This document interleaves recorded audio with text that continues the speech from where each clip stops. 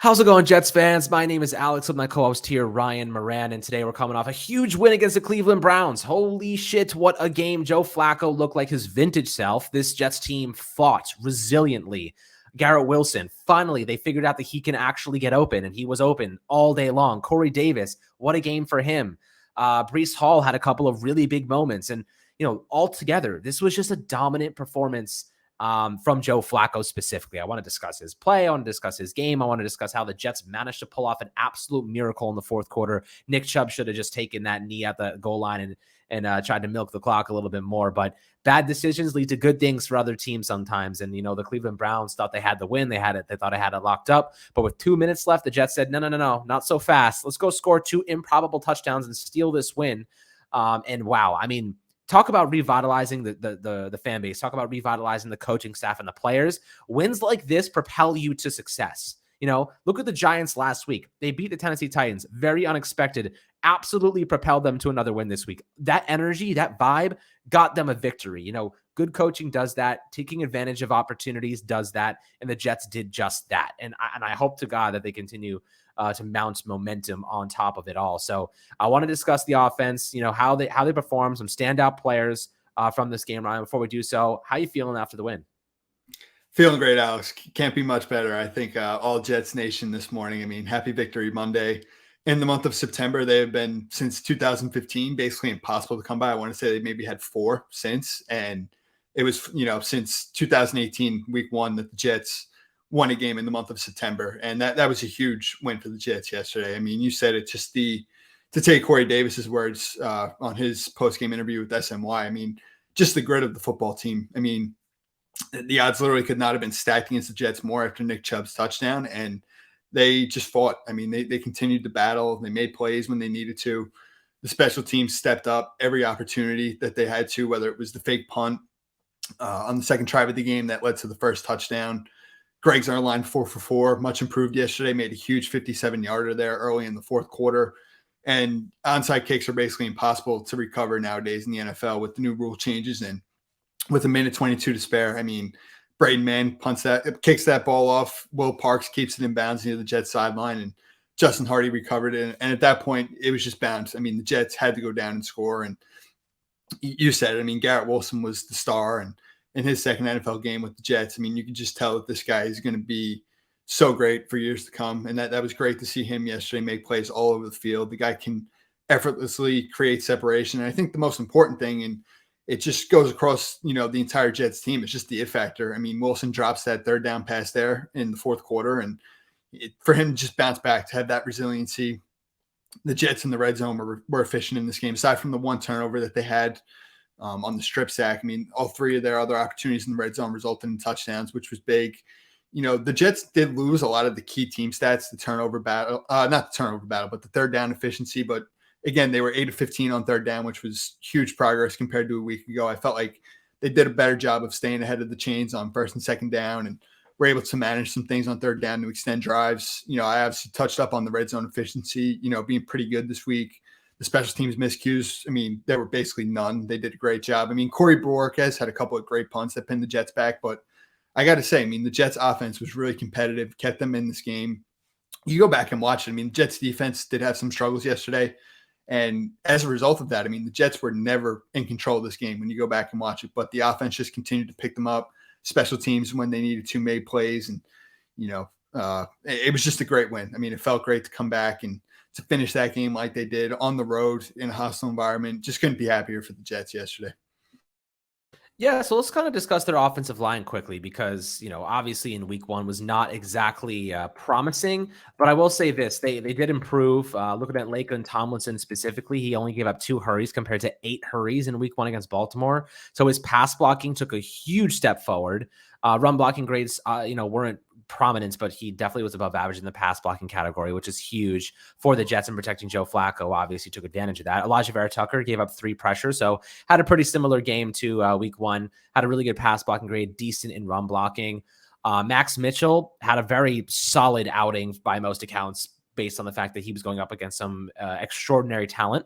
He did give up a sack, a quarterback hit, and 2 hurries, but for a 4th-round rookie who's making his second appearance as a professional player, I'll say that he stood his ground valiantly, and I think that growth and development against a pretty solid Cleveland Browns pass rush is definitely something to harp on. George Fant gave up 5 pressures, 4 hurries, and a quarterback hit. Pass blocking wasn't absolutely fantastic, was a decent run blocker, but altogether pretty excited about the fact that some of these offensive linemen did take a big step forward for Connor McGovern. He had a great game, gave up a hurry and a pressure. What are your thoughts on the offensive line and their performances? I think the offensive line was much better compared to a week ago. I think the main concern was just inside the tackles. They did not run the ball very well. I mean, Michael Carter averaged about 3.5 yards a carry. A couple of Breece Hall's biggest runs on the day were really outside the tackles. And Mike LaFleur did a great job yesterday. I mean, he was doing what he did the second half of last year with the innovative, just gadget plays, whether it was Berrios, Hall, Garrett Wilson. I mean, he got guys the ball in space, and the Jets were able to create some plays, outside the tackles. And, that was huge for the Jets. I mean, the run blocking, outside the numbers was better. I felt like the pass protection in particular was, a night and day difference compared to a week ago. The Jets offensive line week 1 was pretty dreadful. And yesterday, look, Myles Garrett made, off the top of my head, probably 3 to 5 splash plays that jumped out. But as we said in the episode Saturday, you just cannot allow him to completely take this game over and wreck it play to play. And to be honest, the Jets did a pretty good job of containing him, slowing him down. They chipped with the tight end at times. You saw Jeremy Rucker get some opportunities yesterday. You definitely saw what he can do, just his physicality, the relentless, effort that he plays with. And overall, the offensive line, you said it, all 5 guys across the front did a good job. I think Max Mitchell, you got to continue to feel good about what he's shown.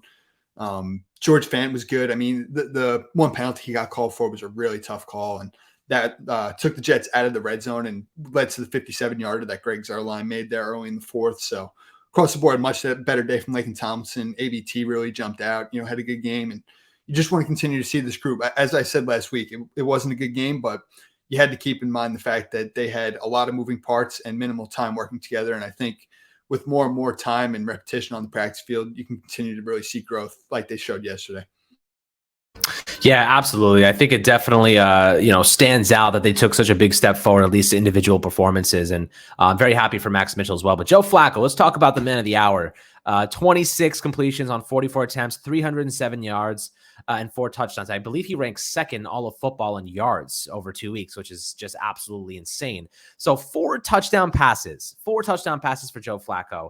Zach Wilson's probably shaking in his boots thinking he just lost his starting job. I'm just kidding. Obviously, that's not going to happen. But I'll tell you what, this was what we needed. This is what the Jets needed to see from Joe Flacco. A veteran-level performance, composed in the pocket, accurate, timely, decisive.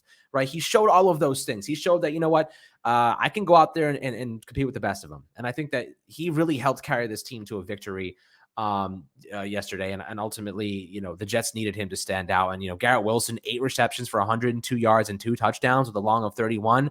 He is quickly becoming a very dangerous player for this offense. Corey Davis had 2 receptions for 83 yards and a touchdown. Obviously, the big 66-yarder at the end there. And Elijah Moore had 3 receptions for 41 yards. But like you said before, Garrett Wilson just is a natural at creating separation. He is impossible to guard. And then when he gets in the ball in open space, God help your ankles. The guy is taking them left and right. He's collecting them at this point. It's a collection of ankles on his trophy case. And I'll tell you what, the Jets need to realize that they have a healthy human joystick. And that is, as if you're a Giants fan, the Giants, Kadarius Toney, very similar style to Garrett Wilson. They're stop on a dime. They can do all these things. Big difference, Garrett Wilson stays healthy. And Garrett Wilson definitely showcased that he's about to become a much more prominent piece to this offense moving forward. He obviously was open a lot against Baltimore. The Jets just missed him. They realized it on the film and said, holy shit, this guy is open all the time. And they started to feed him the rock.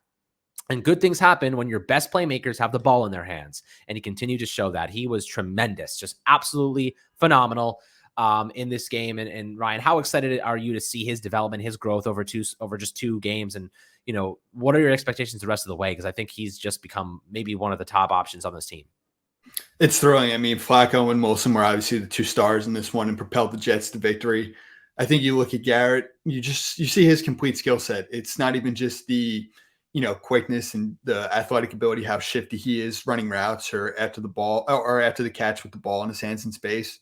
I mean, you see what this guy can do in the red zone, punching in the ball twice. You saw on that first touchdown that he scored on the fade route. I mean, just when you give him space one-on-one, I mean, he's really tough to contain. And, just his speed, what he can do as a contested catch target. I mean, his effort, you saw, two of the incompletions he even had near the sideline. I mean, one of the early targets he had in the game on a go route down the sideline. I mean, he makes an incredible catch. Obviously, he falls out of bounds, but you see just his ability to get up and make plays on the ball. I mean, his ball skills are incredible. And, he's across the formation pre-snap making plays. I mean, LaFleur gave him one gadget opportunity early in the game yesterday, and it wasn't well, blocked up, but there's so much that he offers. And like I said, as much as anything, I think the it factor and just the resiliency, mental toughness to bounce back from a really bad drop on a third down late in the game when the Jets were down and to still be on the receiving end of the final two completions Joe Flacco threw in this game, and obviously the game winner on a perfect call. I mean, I was sitting there saying to myself, the Browns were going continuously with the two deep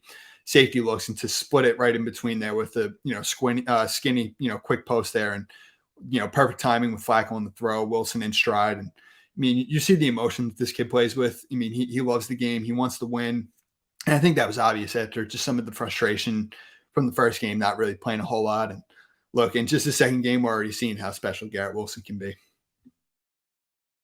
Absolutely. He's about to cause a lot of trouble for opposing defenses, especially because they have to man up, Corey Davis and Elijah Moore. And then you have to look at Michael Carter. You got to look at Tyler Conklin and Ozoma, and you have to look at Breece Hall. And there's just so many weapons running around everywhere. How do you stop all these guys? You don't stop all these guys. That's the reality. You're talking about Garrett Wilson, who's probably going to be getting a little bit more CB2 looks moving forward. But if you're an opposing team and you have CB3 or your slot guy on Garrett Wilson, you're in big trouble. You're in massive trouble. You can't stop the guy if you're playing your worst defensive backs, your worst starting defensive backs against him. He's going to thread you. And that's a great thing for the Jets offense. And they're definitely taking a big step forward because of that. But I'll tell you what, defensively, could have been better. Performance definitely wasn't ideal. Marcus Joyner led the team with 8 total tackles, 6 solo tackles. Quan Alexander had another very physical, aggressive game with 7 total tackles. Mosley had 7. Jordan Whitehead had 7, and he was injured. So, good performance from him. Sauce Gardner, I believe you have a touchdown to Donovan Peoples-Jones. That stood. Oh, that didn't stand, did it? Did it come back? No, but the next play they had Amari Cooper. It was more of like a cover 3 look though in between him and Jordan Whitehead. So okay. it was a bang play. Okay, yeah. I mean, in man coverage, I don't expect him to be giving up many completions like that, but I guess they probably did attribute maybe one of those touchdowns to him. DJ Reed had a good game. Sheldon Rankins, Quentin Williams had a half a sack. Carl Lawson had half a sack and a QB. They both had quarterback hits, which was pretty solid. Ultimately, it was the running game that beat them up. Nick Chubb had 87 yards on the ground. Kareem Hunt had 58 yards on the ground, but Jacoby Brissett had 43. Obviously, that long one at the end where they were just playing deep coverage. But altogether, I think that they held up nicely. Amari Cooper really was the one that beat them, 9 receptions for 101 yards, but the running game kind of got to the Nick Chubb, just 3 touchdown runs. That can't happen. The Jets are definitely going to have to address that. But obviously he's one of the best running backs in the league. And, sometimes you just can't stop these guys. They are very talented at the end of the day. So, your perspective here, what was kind of the main downfall for this Jets defense in this game? Obviously it could have performed better, but what do you think they have to step up moving forward?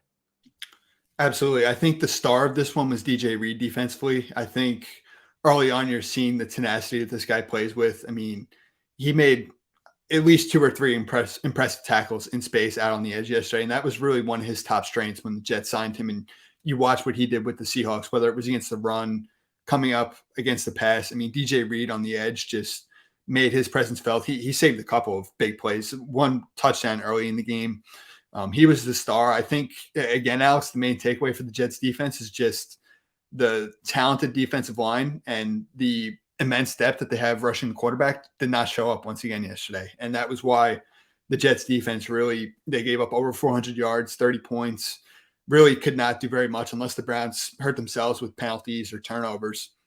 It was a game in which the Jets front, again, did not really get enough pressure. And luckily, they're going up against a Bengals team this week that has, regardless of the new players, and they have 4 new starters, the Bengals offensive line has not looked very good through the first 2 games. And I think that's the perfect opportunity for the Jets pass rush to really get it going. I think I will say the one thing is that when it mattered most late in the fourth quarter, you saw both Carl Lawson and Quinton Williams split that sack and really generate some power, get a good, pass rush and a needed sack there late in the ball game for the Jets.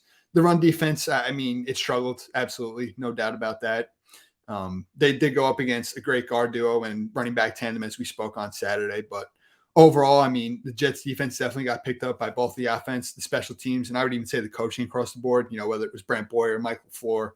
It was a game in which the defense got picked up after they did their part in week one, right? I mean, the Jets defense really kept the Jets in that game with the Ravens. And, now it's time for all three phases to really, click, get in sync. And if so, I mean, this Jets team, I think can certainly get hot here.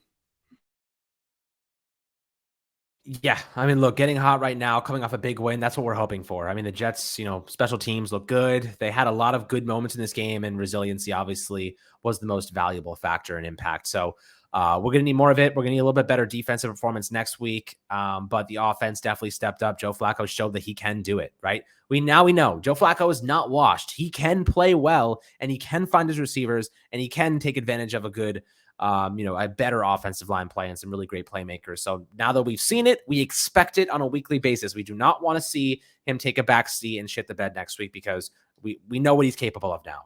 Consistency is key until Zach Wilson at least returns, which probably will be, I guess, week 4 or week 5. We'll see what happens there. Looks like he's been practicing and running around and doing his stuff. So that's definitely a big benefit. But guys, I'd love to hear your perspectives below in the YouTube comments. How you feeling after this win? How you feeling about this game? Your excitement about the squad moving forward. Definitely intrigued to hear your responses and your reactions. As always, my friends, make sure to like and subscribe, and we'll catch you guys on the next Fireside Jets episode.